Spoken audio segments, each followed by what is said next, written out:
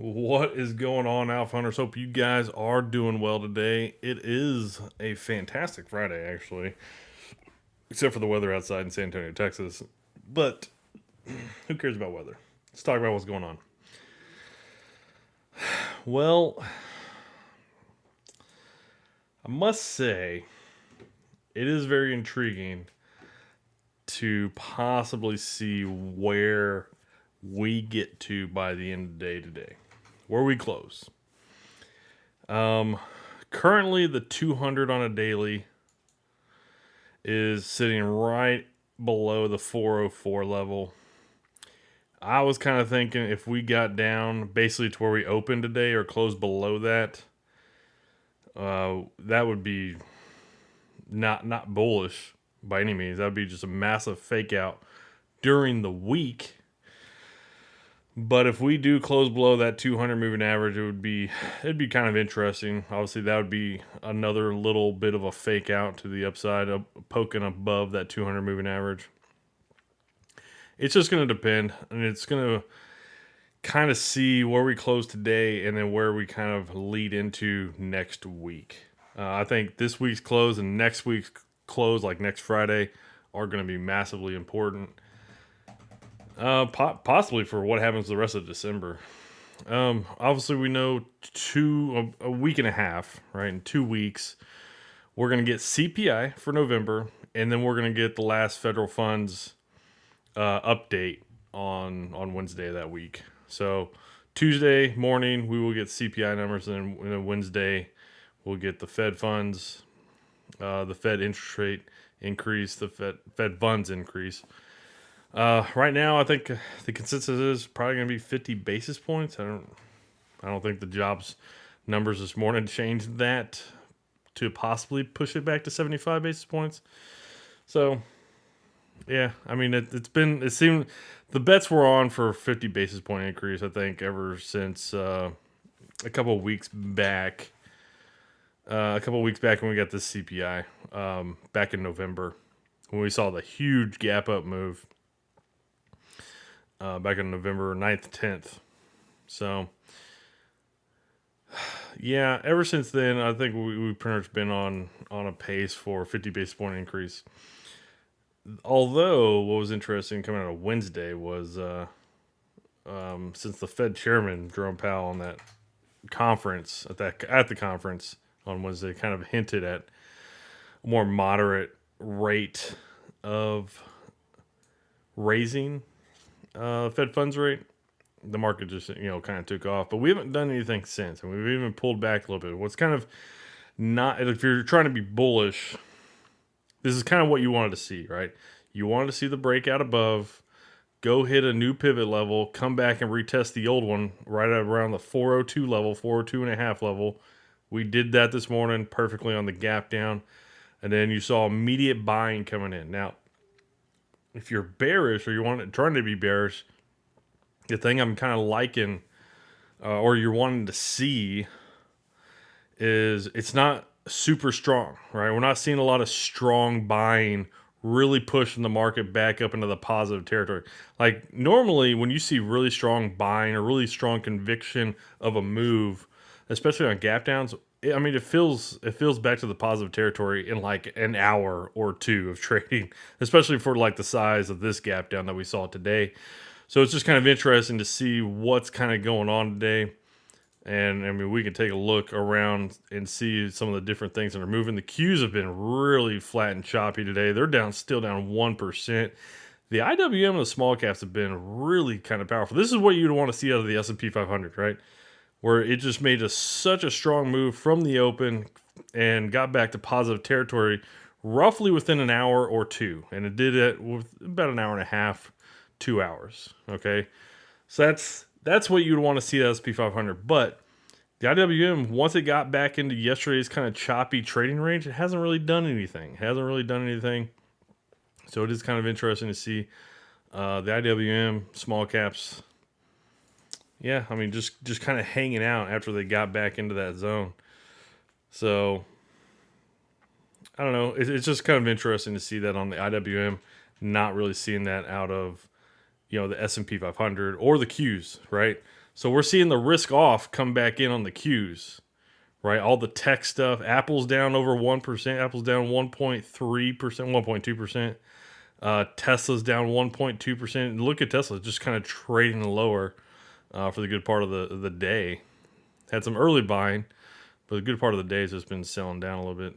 So just kind of interesting to see that CRM definitely just hanging down towards around the lows of yesterday. So yeah, I mean, tech's just weak. Tech's just weak. This is what we've kind of been seeing out of a lot of the market over the past 2 months, ever since we kind of bottomed back in October, and even before then, right? We go look at the Qs, even before then, back in September when we were making the moves lower, the Qs were just really weak, but they have not really been participating in the market rally. I mean, obviously, yes, we do have an uptrend, we do have some bullishness over the past month and a half, but it's nothing like the SPY, right? The SPY, very clear uptrend. IWM, a little bit more of an uptrend. DIA is absolutely been killing it since mid-October. So you see a lot of rotation into those larger companies, the safe havens, those value companies that have been massively discounted over the past decade. So that has continued today, right? That rotation away from that growth and into that value. So if we pull up the growth versus value trade, obviously you see it's kind of down today, right? It's down roughly 0.4%. So yeah, I mean, if this continues to come back down here over the next probably 2-3 weeks, No, I did not close CRM. How you doing, Rose?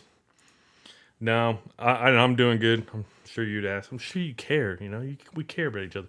No, I did not close CRM. I kind of mentioned that yesterday. I was like, there's no way. There's no way. The CRM was getting back to above that 150 level. Now with how much bearishness came in yesterday, off of pretty much a nice little gap and go. Look at this huge gap and go. Huge buying candle on Wednesday, obviously with the rest of the market. Gap down well below it. A lot of volume. Everybody that would have saw how much it was down yesterday would have came in today and sold it. And that's basically what it is. It's down 2.5%.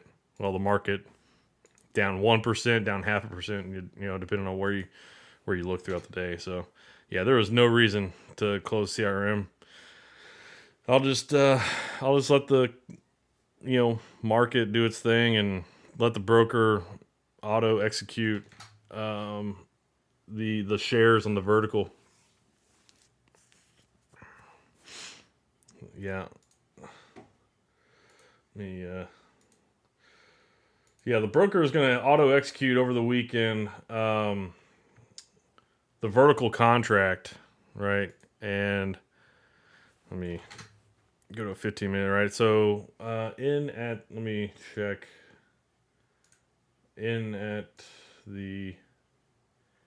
Get off of there, dude. Stop. Yeah, so it's a 155 by 152.50. So the broker's going to auto execute, right? And it's going to buy me, or no, it's going to sell at the 155 strike, and it's going to buy at the 152.50. So I'm gonna make that 250. I'm gonna buy the 152.50. I'm gonna sell at the 155. The broker's gonna automatically do that over the weekend, and I'll collect that full 250. I don't think, and there shouldn't be any commission costs with that. I don't know if certain brokers charge for that. Thinkorswim does not. So yeah, it worked out. I do try to let that happen because it's always nice to get those max rewards. But yeah, I mean, Tesla, Disney is not going to work out at all. So I'm actually going to be down for trades this week. For the trades I took during the week, I basically had a net even on JP Morgan. I closed out yesterday, which I wonder what it's doing today. Yeah, really glad I did that. Did that in the morning yesterday, kind of around this time period. And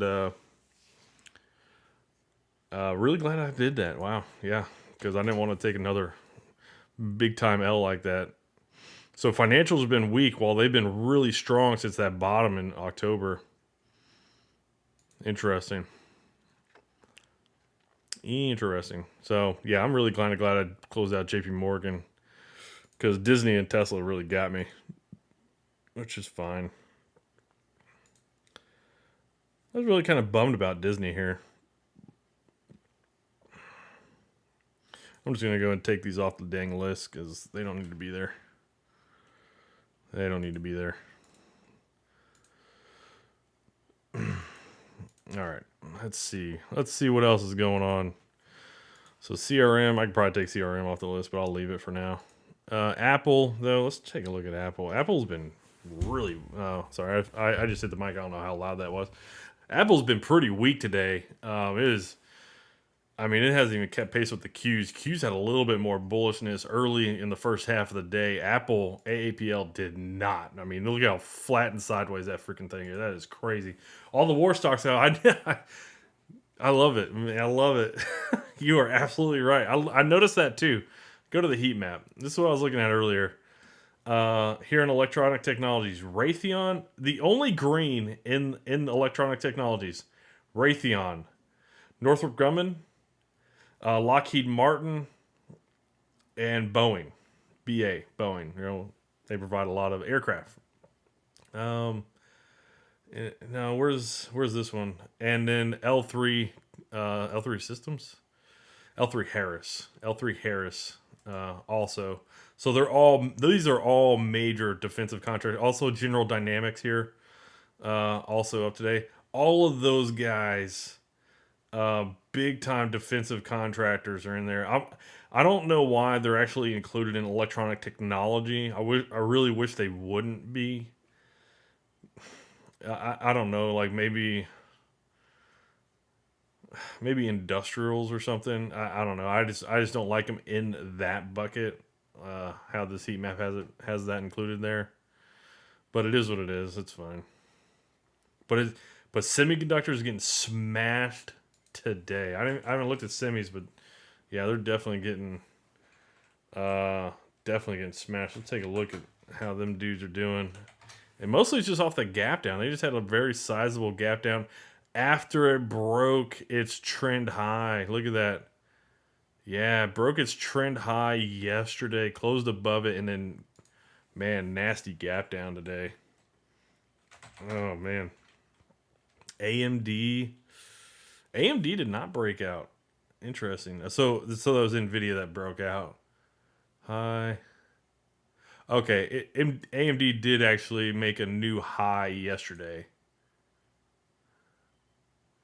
by 7 pennies. Yeah, 7 pennies yesterday over, I guess, the high back on November 15th. So that's interesting. Micron. Look how bearish Micron has been over the past 2-3 weeks. I mean, that thing has just been getting hosed. Oh, man. Seeing the semiconductors being bearish, that is, you don't want to see that if you're trying to be a bull in the marketplace. But man, a lot of these semiconductors are looking pretty bearish. Hold on, let me look at this. Micron's back down at the low of Wednesday. That is not a candle you want to overtake already. Intel is back kind of down in those lows. Also, AMD getting kind of towards those lows. Yeah, I mean, you don't want to be overtaking that low because that is a massive bullish day for a lot of stocks out there. So that's interesting. Qualcomm? Qualcomm? Qualcomm's not close. It's roughly halfway. This very much looks like the S&P 500. What is it? AVGO and Cisco. AVGO. That's about halfway too. That doesn't look too bad. Cisco looking pretty good. So really, Nvidia not looking too good. Nvidia just that gap down in Nvidia is pretty rough. But other than that, how it performed yesterday is actually holding it up pretty well. TXN. That's what I want to look at. TXN. Ooh, TXN did not take out the high it had back on November 15th. That's interesting. Maybe this thing's starting to finally lag behind some of the other semiconductors because this thing has been really good. First Solar, oh my gosh, dude, this thing was freaking strong early. Like right out the gate, this thing ripped. Really kind of annoying. Today's close is very important. Anything under 404, basically 404.75, which is where the daily 200 moving averages, which is this blue highlighted number, 403. Okay, not 404.75, but 403.73. So anything below 403.75, I would say, is not going to be looking good. And if we do close below 402, we get back down to the session lows. Man, that will not look good going into next week if you're trying to be bullish here. We are kind of on that 10 exponential moving average on a daily, though. I mean, we're a little bit above it. The low today was a little bit above it, so just yeah. Trying to get my head around. I think it's just wait, man. It's just wait. Be patient. Give it time. Let it work. Man, with all that volume that came in on Wednesday, it's like I really couldn't imagine trying to go bullish after that day. Like you definitely want to see more of a pullback. And if you're trying to be bullish, what would get me to be bullish? If I could see that is a good point. I did look at that VIX earlier, mostly because I saw how red it was here. With how red we are today and how red the VIX is, that might have been the top yesterday. But if we just retest into like 399, 398 area and kind of just move sideways and then start to very slowly push back up into the upper 400s, like above 405, get back above the 200 moving average here over the next like 2-3 weeks. Yeah, that would definitely have me some cause for pause. That's probably the thing that has me most cautious. If that happened, I would be really cautious about being long. Or about being bearish. Man, if you're trying to be long, I'm pretty honest, man, you don't want to see it get back below that 400 level. But that's the thing, is if it gets back below there, you need to see buying immediately to push it back above and kind of start to push it back up into that 410 area. Anyways, it's kind of what I'm thinking. VIX, yeah, man, dude, look at that. That thing, if you want to look intraday, that thing fell off super hard. Where's it at? Here we go. Super hard, like immediately. Like the market gapped down 0.5% and then ran up and is up like 1% or something. But it's not even close to that. Like we're still down like 0.5%. That's how much taking out that 402 level did to the market. I mean, it flipped a lot of people to be bullish. Because we went right through that 402 level and then right above that 200 moving average level. So, nice little buyback coming. DIA MACD rolling over. Ooh. Oh, DIA.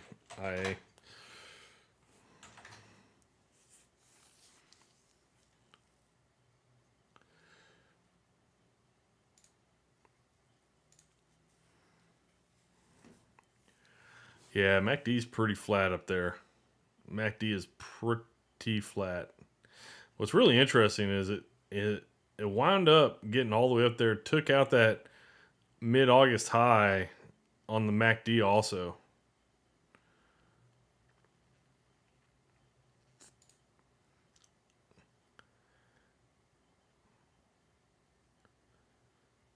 Do I have PPO? What's PPO? What do you mean PPO?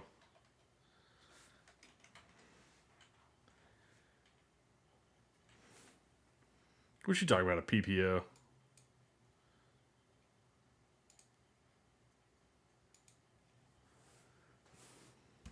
Hmm. Faster oscillator? I do not because I don't.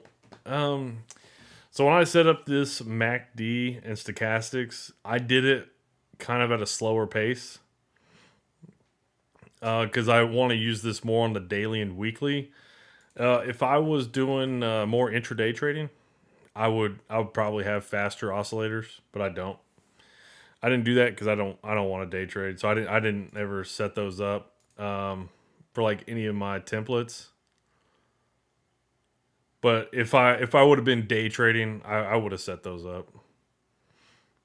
The way I set these up were just kind of how I wanted to see certain crossovers, certain tops, whether it's in the oversold area, overbought area, that kind of stuff.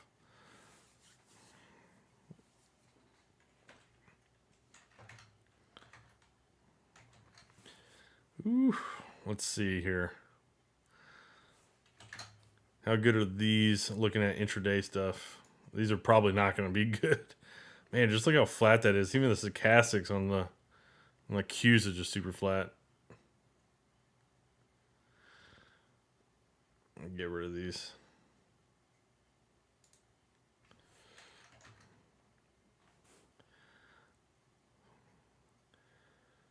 See, we got a breakdown and then had an immediate buying after that.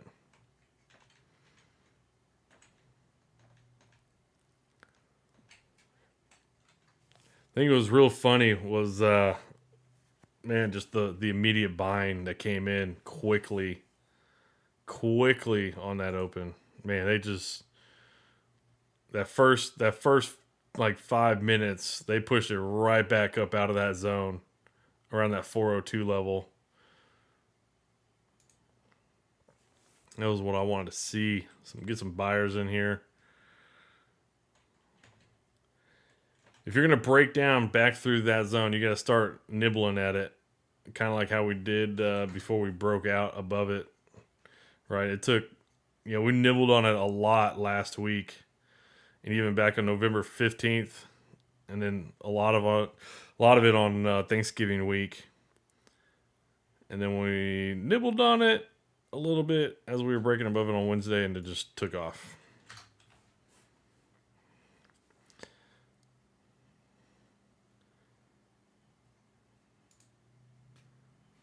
What is a PPO?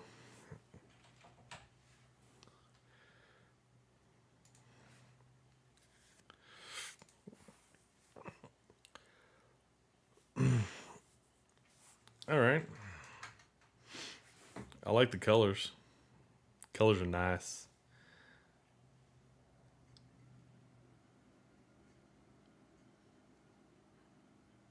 Hmm.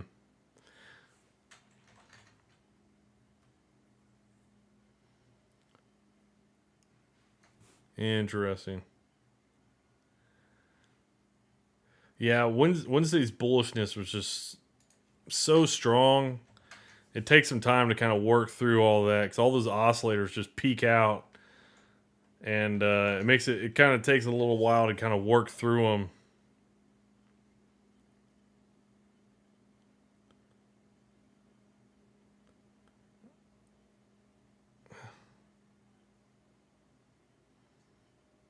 Hmm.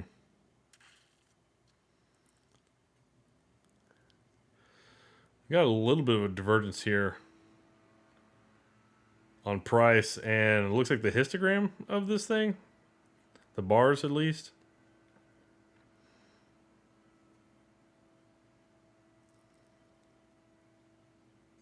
It's almost like we could definitely just have a little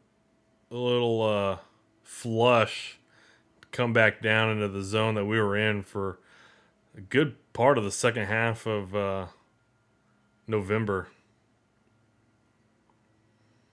Yeah, That was kind of the other thing I was kind of noticing yesterday about that buying weakening you're mentioning is we did not continue into the bullish direction. All that volume to buy us up Wednesday basically sucked in all the volume. That was it. That was they didn't have anything left. And now typically, whenever I see that, you don't continue higher. Nobody wants to go bearish, right? Because you have this massive bullish massive bullish day. Everybody's kind of like, okay, we're going to continue higher, but nobody buys. There's very little sellers. There's a few sellers that kind of come in, but nobody's like really selling. But there's no one really buying. There's a few buyers that come in. That's why you get a little sideways chop action. And then once you start to kind of like roll over a little bit more, that's when you'll start to pick up more and more sellers as everybody's kind of like, okay, maybe we're not going to continue higher. This was, hold on, where is it? This was a pretty good one back over here on October 21st. Strong volume, popping higher, but we continued higher than the next 2 days. Right? That's what you want to see if you're wanting to continue the bullish trend and that kind of thing. Same kind of thing here that we got off the CPI numbers in November. Really strong gap up, continued higher than the next day. You kind of figure we would continue higher, but the third day it actually pulled back a little bit. Same thing back over here at the top back in August. Pushed higher than the next day, pushed higher again the next day. And here's a pretty good one. So you have a huge move higher, back up like 3%. Everybody's looking really bullish. Get a pretty flat day. Comes in the next day on June 27th. And then the third day, people are like, wow, we're starting to break down. And then everybody just starts selling. You don't continue. And this basically happened over a daily kind of time frame. Nice, strong move higher. And I remember this time period, I really thought we were going to continue higher also. And then we just kind of kept slowly chopping sideways, never really. And then we started to break down. And once we started to break these lows that had kind of established in that channel, there it went. How you doing, Diet? How you doing, man? We're just taking a look around the market, see what's moving, what's not. Let me take a look at industry performance. What's lagging today? Tech is lagging. Tech is lagging pretty big time. Got back above the previous high that it had on November 15th, sitting basically right on top of that 10 exponential moving average. You need some McD's chicken. I like how you put the ticker symbol in there, McD's chicken. Cost still falling, but DG bouncing a bit. All right, we'll take a look at cost. Why? What the hell happened here?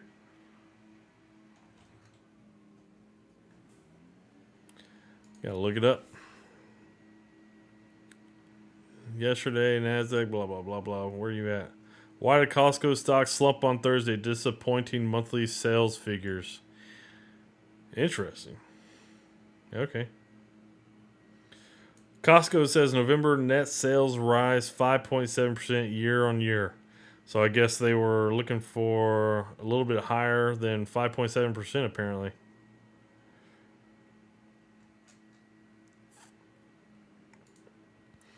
So the consumer ain't out there buying? Is that basically what that's saying?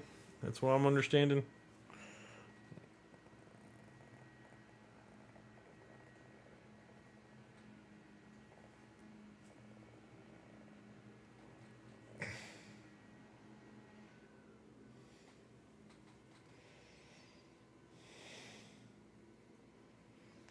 My hold on. My chain is wrapped around itself. And I'm like, that was weird. I never had that happen before. It was kind of choking me. All right. Um. So interesting. What was the Dollar General? Whoa, nice deal. Hold up. Wow. Wow. I kind of would have thought Dollar General would have been pretty good. Dollar Tree's holding out pretty well. They also gapped down on their earnings here recently.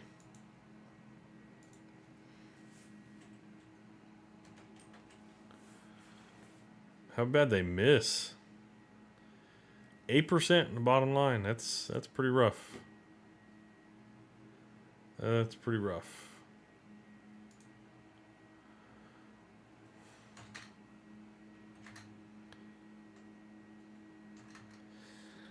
Tell you what, though, this looks like a very nice little base set up here to kind of push higher. I don't want to say that, but it looks pretty good. If it continues to kind of go sideways without breaking higher, you know, that probably would be bad for a rollover later, but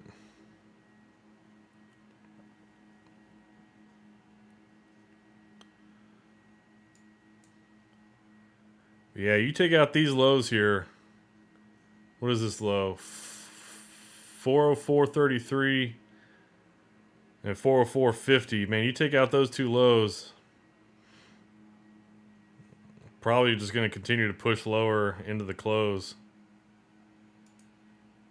If it can close back basically where the day opened, around that 402.30 level, that'd be big time. All right. So I've been working on, not that, setting up these industry performance and sector performance kind of comparisons. So here's the industry. I didn't want to look at that one. That's a lot. Here's the sector one. So I was kind of looking at this just a little bit ago, and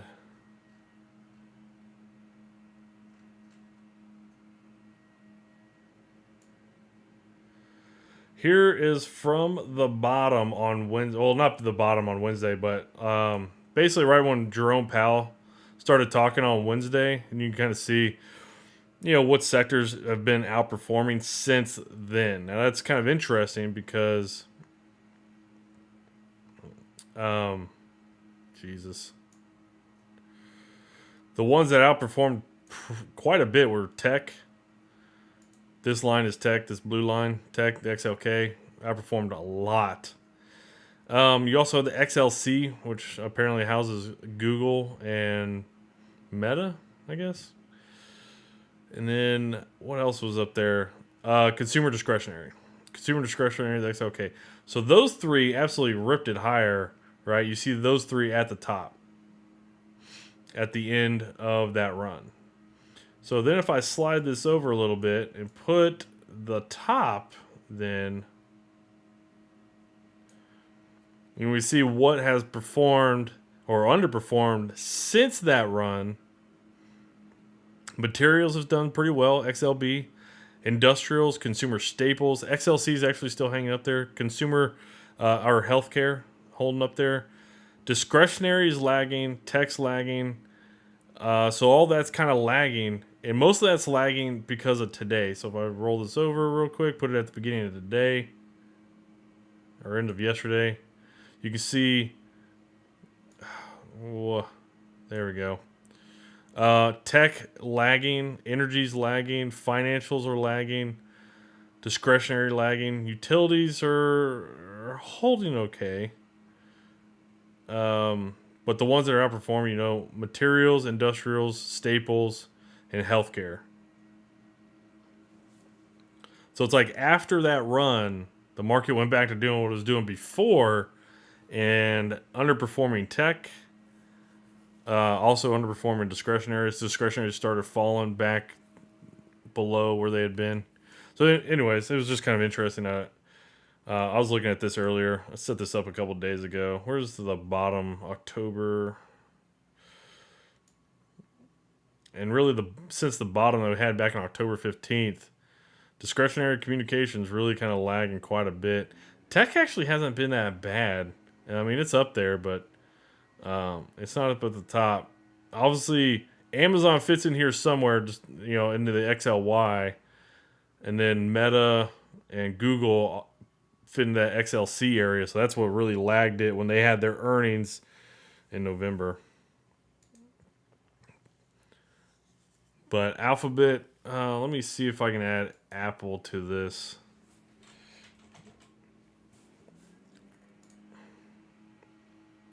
Where's and okay, there you go. AAPL is kind of at the lower end of that market performance since that bottom back on October, whatever day that was, 12th. So 12th, 15th, whatever day that was. So AAPL, and you can definitely see the AAPL really here over the past couple trading sessions. While a lot of things have been moving higher, AAPL really hasn't. Before the Fed talk or Jerome Powell talked on Wednesday, you've definitely seen AAPL really kind of selling down. So, just kind of interesting. You can take a look at at the industry one. There's a lot more here on the industry one. It's a little bit harder to kind of track. Basically, these smooth, like super smooth lines like this, these straight lines, they're more of lack of liquidity in those ETFs. Netflix nearly closed the April gap. All right, we're gonna check that out because if it does, I actually might be tempted for a bearish play on Netflix. We'll take a look at that in a sec. I don't know what XES is. Let me pull that up. Spider listing. Oh, jeez. XES, oil and gas. So XES and XOP should be probably at the top. They usually go together. XES, XOP. Where's XOP? XOP is way down here. What gives, sir? Oil and gas equipment services. And OP is the exploration and production. That's interesting. They are hugely disconnected right there. XSD, semiconductors, and a lot of the semiconductors have really been since November 9th. That you see this huge run up in semis. Where's some of the other XLT, that's telecom. I don't care about that. XWeb. Where's XWeb at? XWeb is way down here. Oh my gosh! Out of all of these, XWeb's actually negative compared to a lot of the other ones. XNTK. Where's XNTK? XNTK is actually up here. Technology. XITK. Where's XITK? XITK is down here. So I wonder what the difference is between these two. New York Stock Exchange Technology and FactSet Innovation Technology. That's what those were. XSW. Kind of middle of the pack. A little bit underperformance. SPY or the S&P 500 is up roughly 15.5%. The XSW is down up 11.5%. Kind of curious. There we go. There we go.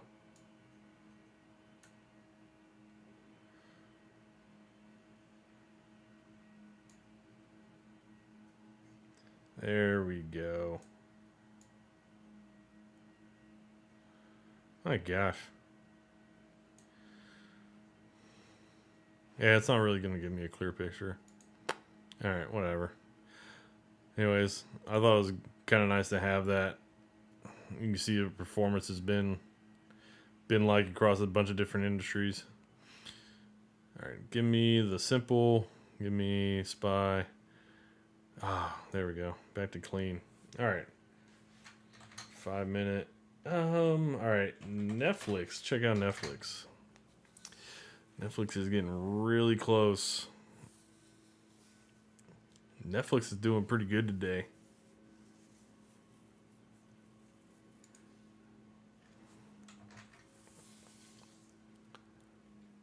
Man, Netflix is doing pretty good today. What was the other one? ANPH broke out bad for First Solar. Yeah, ENPH broke out.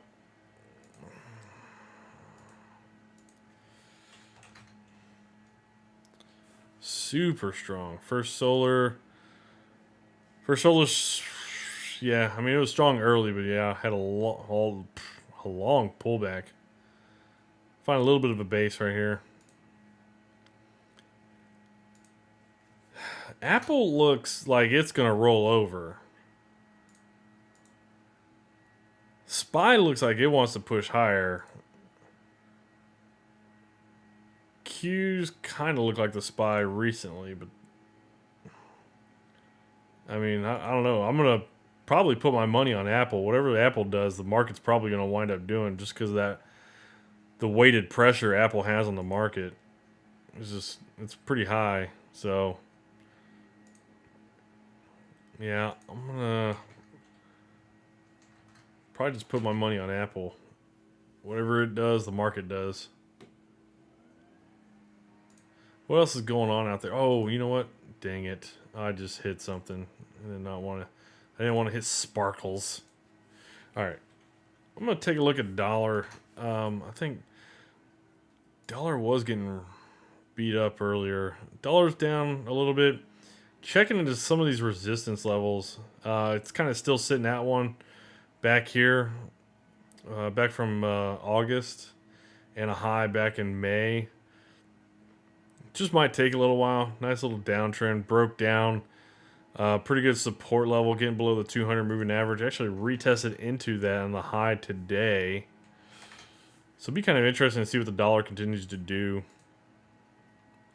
Rates also retested higher into that 10 exponential moving average today, but sitting right above that 100 on a daily. So that's interesting. Yield curve got even more inverted today. Not more inverted. Didn't take out the low, but man, that thing dropped off, which probably means the 2 years not doing crap. 2 years at least up. It's holding up pretty good.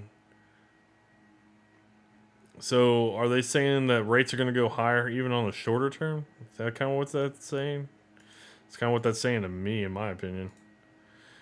Gold had a nice little snapback today. Obviously buying up, mostly because dollar dropped after it pushed higher earlier. Off the jobs numbers, I guess. Yep, off the jobs numbers. It's that time. Yeah. And then HYG. So here's an interesting one. HYG gap down isn't making a new high today either. It's not making a new high. Very much like the market, got bought up immediately on that gap down, sitting right on top of that 10 exponential moving average on a daily. And that VIX, man, that VIX just making new lows. Just that's a pretty good low. That's not like barely getting below it. Like that's making a pretty significant new low.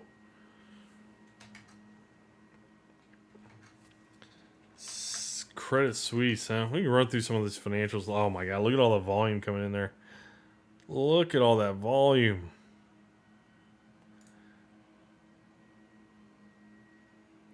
I'm kind of tempted to play this. But I'm not. I'm not gonna play that.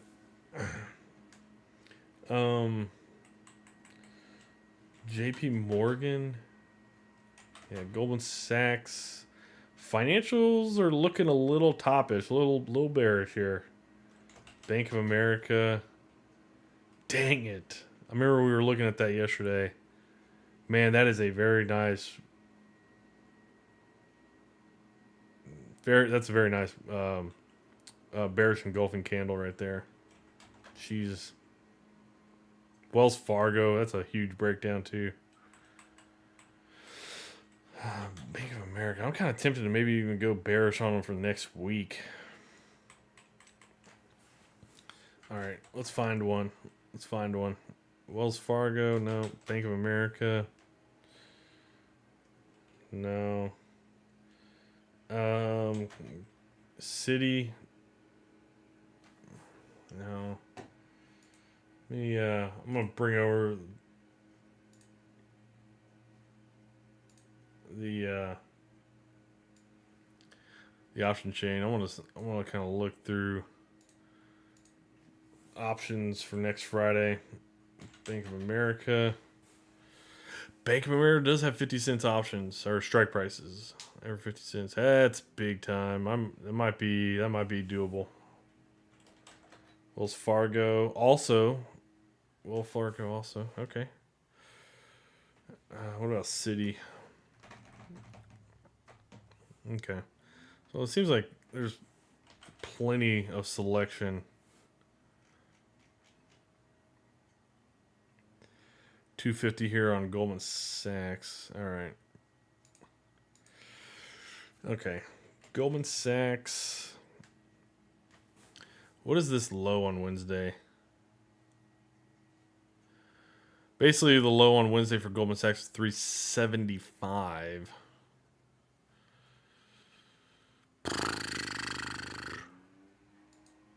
How you doing, Miss Garden? Ooh.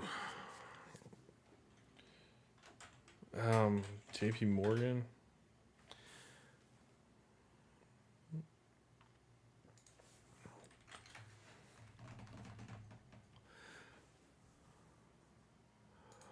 You're talking about gold was I mean gold down a little bit, but I mean it's doing better than what it was. I have no clue. Oh, because the dollar. If you really want to know, the DXY is dropping a little bit. So the dollar's dropping, gold's going higher.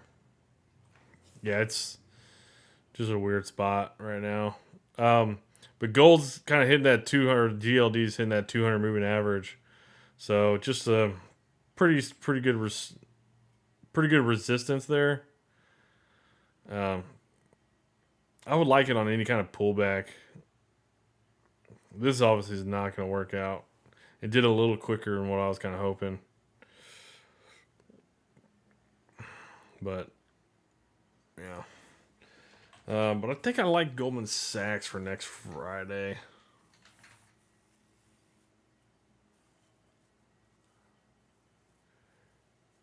Where's the resistance soon? On the GLD is basically at it. The GLD on a daily, basically right at it. So I don't know what that means for the gold futures. Gold futures actually a little bit above it. Nice little support. Oh, I'm doing great. How are you doing? GLD is the ETF that tracks gold. It does its best to, I guess. It doesn't do it all that great all the time. Look at this gap up on futures. My gosh. From that's got to be contract roll. I didn't realize they would roll on the month. Yeah. Yeah. It's got to be contract roll. Trying to get my money so I can go New Year celebration, birthday in Singapore. Nice. Birthday celebration in Singapore. Nice. Let's take a look at Goldman Sachs. I think I'm going to do this. JP Morgan. Bank of America. Wells Fargo. A lot of these have broken down, but it seems like they flushed pretty good. That's one thing I kind of want to go with Goldman Sachs. Maybe to maybe catch the flush out in Goldman Sachs.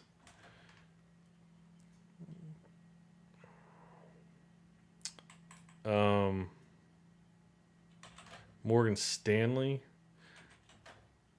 Yeah, I like Goldman Sachs because it didn't make a new high, but it hasn't really had the flush out like some of the others have. Did I look at Morgan Stanley? I did. Did look at Morgan Stanley. Yeah, I'm gonna go with Goldman. I always seem to have good luck trading Goldman anyways. So let me figure out what strikes to possibly do here. So the low's at 375 on Wednesday. If it breaks that, I mean, it's going to go. And I think 375. Let me take a look at 377.50 by 375.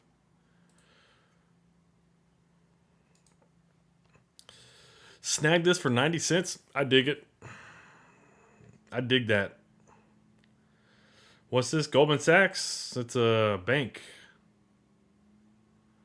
It's a bank in the U.S. Investment bank.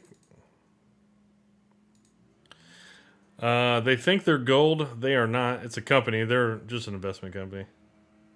They think they're gold. They're not. I dig this. I dig this a lot. I'm gonna do this 377.50 by 375 for next Friday on Goldman Sachs bearish position, bearish bear put vertical. I dig that. I dig that a lot. Let me just look at real quick. See what the oh man, that's even better. I like that. I like that risk reward right there. I have different one. You sell 375. I think I'm gonna do this. This is what I'm gonna do. Can get in probably 75 cents at least. Ooh, I have no idea about the XAU. Is that the Aussie? I think that's the Aussie. Or is that the Chinese one?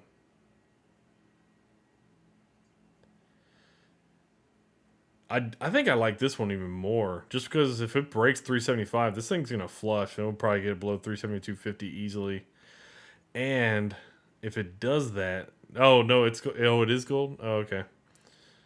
I'll take a look at that actually, the XAU by the dollar, and compare that to the gold and see what the difference is. That's yeah, I like this because if Goldman flushes and it's like, hey, I want to bail out early. I mean, this thing would easily be over $1.70, $1.50.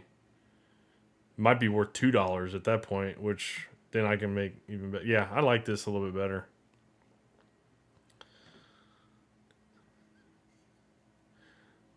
Yeah, I'm gonna hit this. I'm gonna hit this. Move that off screen. Change the volume real quick. Yeah, I'm gonna do the 375 by 372.50. I didn't really think that it'd be that much cheaper. But yeah, I like that a lot.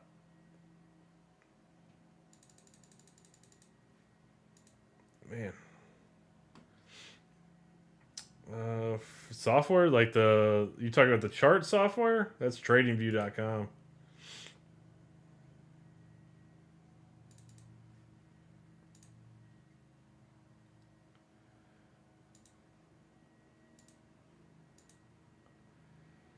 Yeah, I dig that.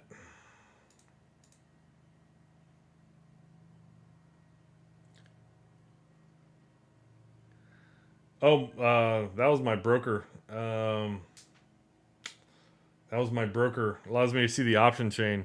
That's what that is. All right. Is that all filled? Is that all filled?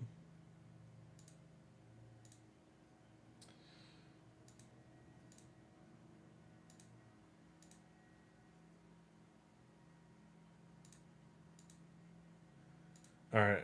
So I did get filled at 75 cents on the dot. They did not give me any cheaper. Wow. So I'm going to go ahead and then add this.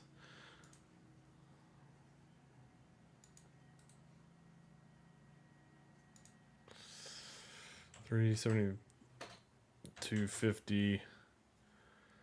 Boom. Yeah, I kind of dig it.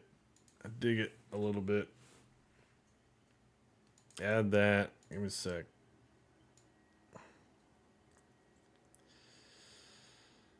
I'll put that there.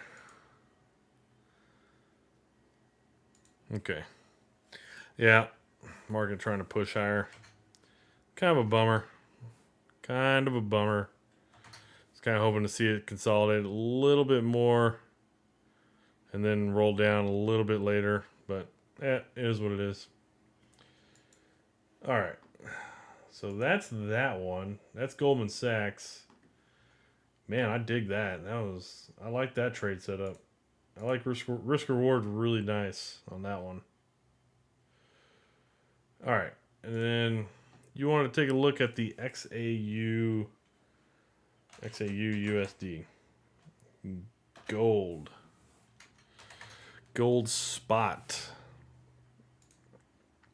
So if we then compare that to the GC,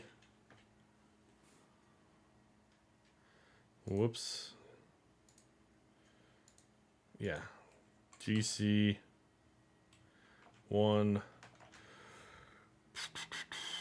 Wow, come on.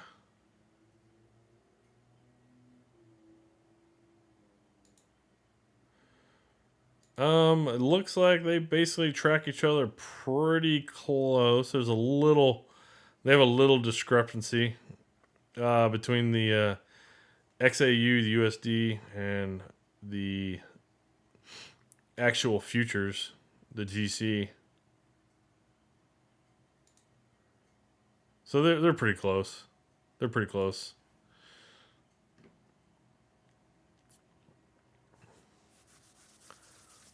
That's what you want. You want whatever you're kind of trading. ETF or what is this? CFD. Sure. I have no idea. Oanda. I don't use this, so. But it looks like a lot of things kind of reference the XAU.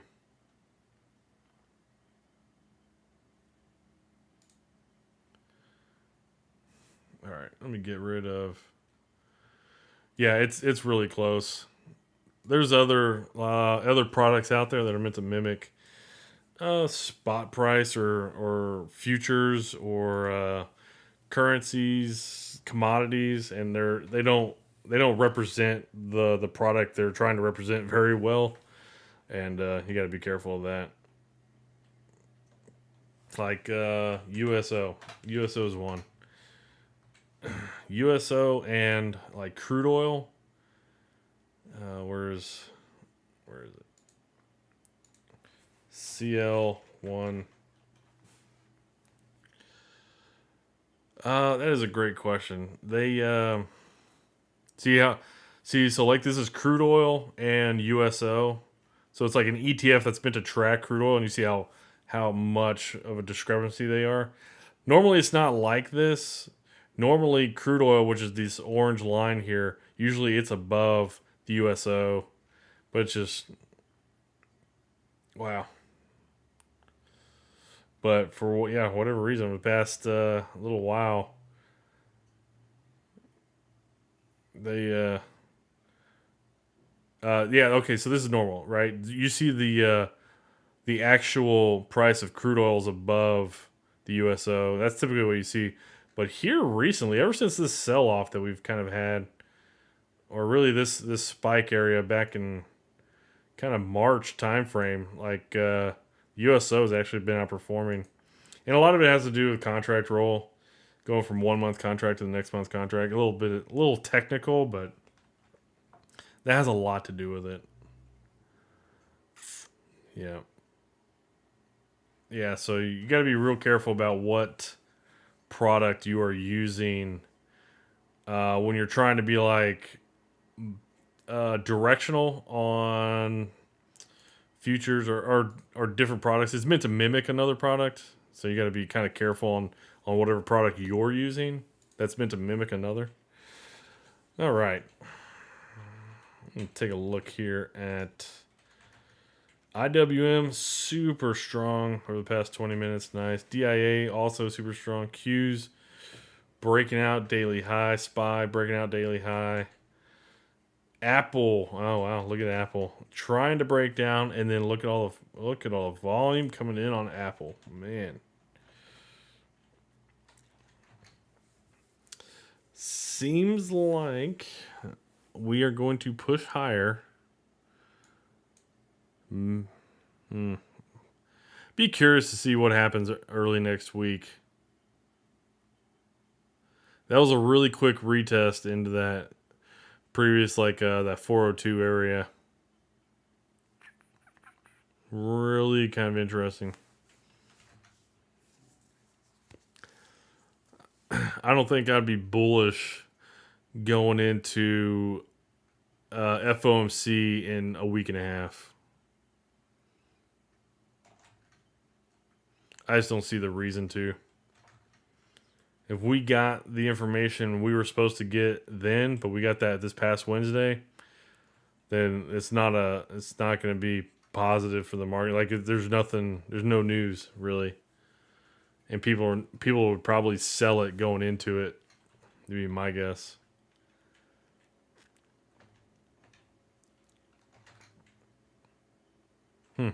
Interesting. Let's see here.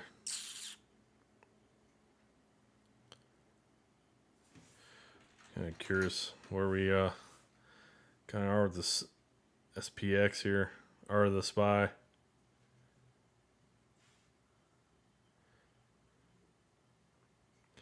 If we get back below this 390, if we can close back below 399 by next Friday, that'd be huge. What did I trade today? I didn't really trade anything except for that Goldman position I just got into. Outside of that, I didn't do anything today. I was just kind of sitting here, just watching the turmoil, watching my P&L not be positive. Yeah, there's not much really I care to do right now. Just kind of more of waiting, letting the market kind of figure out what it's going to do. So I don't really day trade too much. Oh, you got this Goldman at 66 cents? Oh, dang you.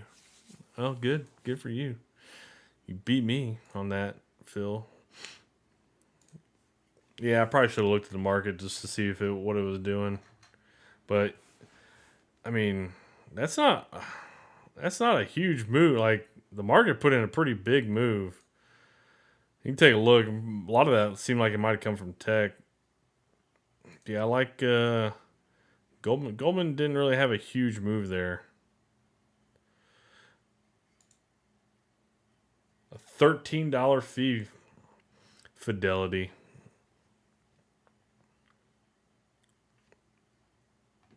Like an options fee, like a broker fee. Because I get charged fees, but they're like exchange fees, like that go to the exchanges. That was the one thing Robinhood kind of did. I used to get charged broker fees. I don't get charged broker fees anymore. I only get charged exchange fees. Goldman Sachs is a investment company. GS, Goldman Sachs.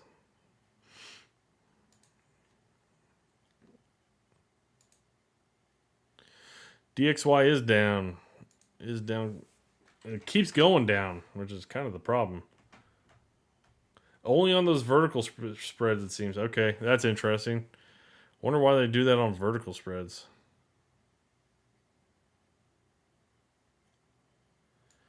Ooh, I don't know about swaps. I don't mess with swaps. Swaps are a dark market.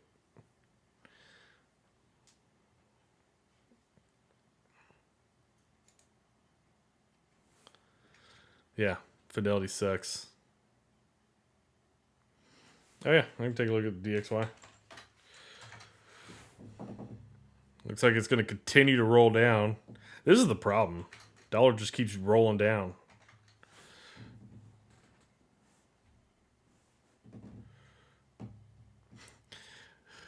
Diet would, but he can't even do those spreads.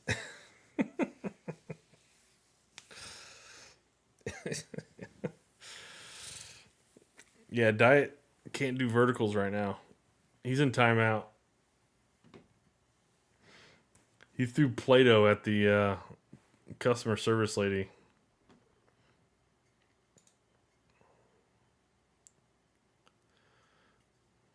This is the 1 minute on the DXY. Yeah. So it's just continuing to roll down,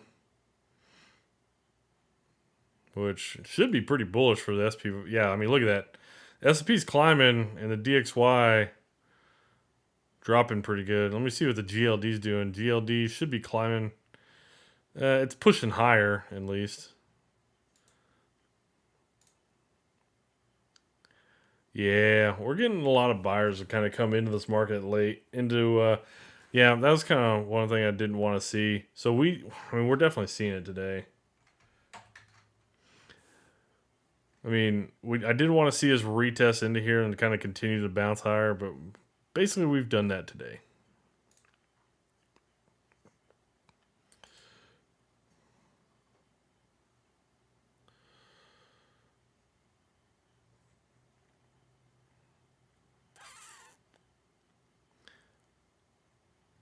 Hmm.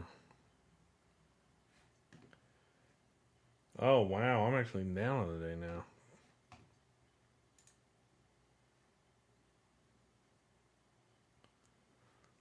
I just topped 10K this year.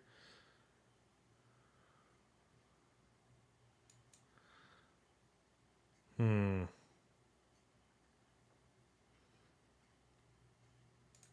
Hey, Dad, have you talked to him about that, by the way?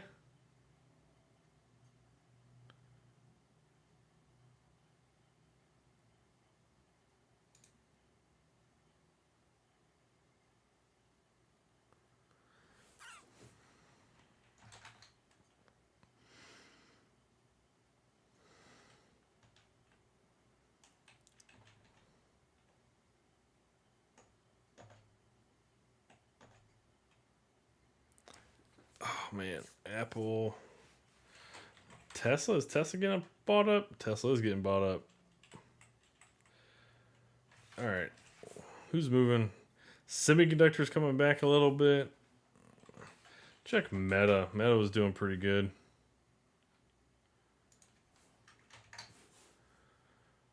Yeah, Meta's doing pretty good. A lot of people getting the opportunity to go long on Meta.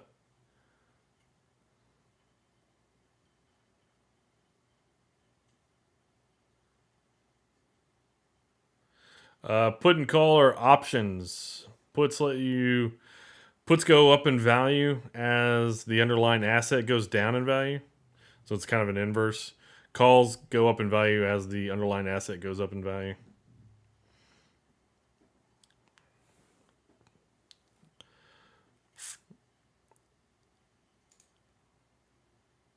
Calls and puts are option contracts, which is why the channel's named options trading. It's kind of my specialty. I like options. They're addictive. They're like cocaine.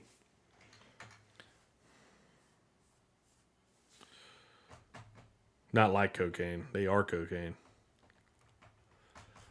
Interesting. So we're probably definitely going to close over 404 today. Bummer. Not unless that last hour is pretty bearish. Got to drop like 8% from here, roughly. I don't know if it does that. That was a pretty good move. That was a lot of volume that kind of just came in there. DIA. I'm going to go run through the industries real quick, and then I think I will be done for the day. Okay, so SPY looking pretty good. Communications. Staples. Staples were strong right there. Discretionary, not nearly as strong as Staples. Staples, they looking strong. Energy was pretty strong in that little run. Financials are a little strong, not too much. Healthcare was a little strong. Industrial's been strong all day, man. Materials strong. Real estate not too much. Tech. That was the strongest part of the day for tech. Was that 20 minutes? Utilities not really strong. Not too much. They've had a little bit more of a slow grind up from their gap down. Okay.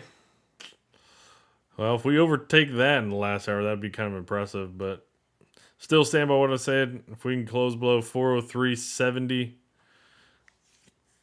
it'd be kind of interesting to see what we kind of do going into next week. Because that'd be closing below the 200 on a daily time frame. But if we start to sell back and get below some of these levels, back below 402 next week, I'd be kind of interested to see what what kind of shakes out with Bulls and Bears. But Alpha Hunters, y'all have a great weekend and take care. Don't do anything too dangerous. Just do something that's dangerous. Alrighty, take care, Alpha Hunters.